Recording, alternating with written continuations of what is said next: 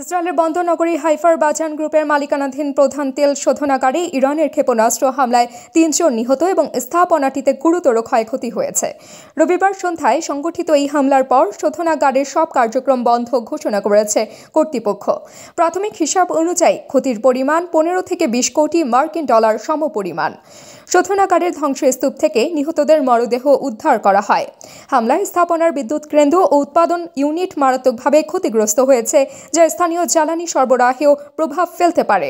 Haifa উপসাগরের ঘন বসতিপূর্ণ এলাকায় অবস্থিত এই স্থাপনাটি দীর্ঘদিন ধরেই ইসরায়েলের প্রতিপক্ষ রাষ্ট্র ও গোষ্ঠীগুলোর সম্ভাব্য লক্ষ্যবস্তু হিসেবে বিবেচিত হয়ে আসছিল।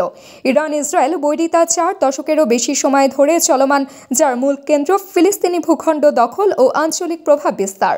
সাম্প্রতিক উত্তেজনার সূত্রপাত হয় ইরানের পরমাণু কর্মসূচি ঘিরে।